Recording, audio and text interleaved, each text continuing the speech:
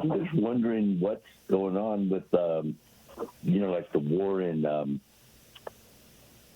Israel, and the same thing goes for Ukraine.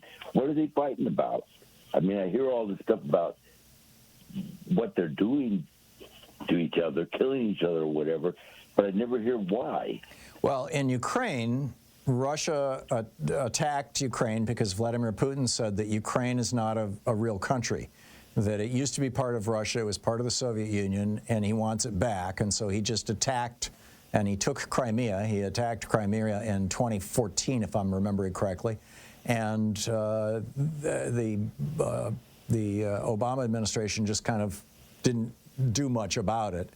And I think that and then Trump, when he was president, trying to withhold weaponry from Zelensky, if Zelensky wouldn't find dirt on Biden, set up the attack in the more recent attack, the one 2.5 years ago, 3 years ago.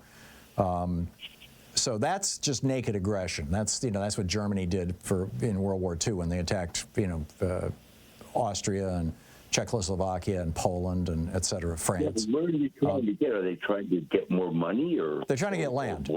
Ukraine is the size of Texas. Ukraine is the largest country in Europe, and has 20, 30 million people. I forget the exact population.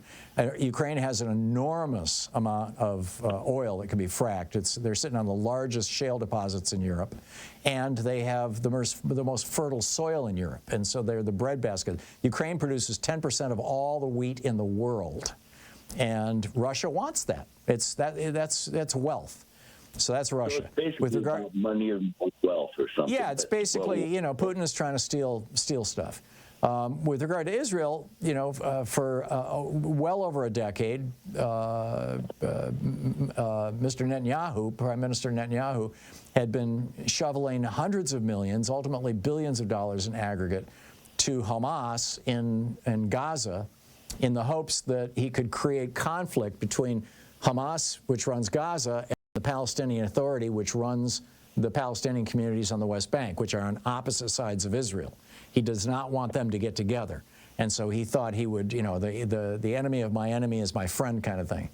And it turned out that rather than using that money to run Gaza, they had been using that money to arm and build tunnels and prepare for this war, which Netanyahu apparently was warned about. And so they attacked on October 7th. The Hamas did, into Israel and killed over 1,000 people and kidnapped a couple hundred people. And, and for reasons that are still unknown, Netanyahu had removed all the soldiers from that area. And so, it was just easy pickings. And Netanyahu is concerned that should he lose power, right now he can prevent an investigation into his failures around October 7th. But should he lose power, then he probably will be prosecuted for those failures, or at least, badly harmed in the court of public opinion, politically. And on top of that, he's looking at going to prison for corruption, for taking bribes. And as long as he's in power, he can hold off those court cases. So he's just trying to extend the war as much as he can, as long as he can, and he's trying to expand it, frankly, in my opinion. So there's that. Don, I got to run. It's 19 minutes past the hour. We'll be right back.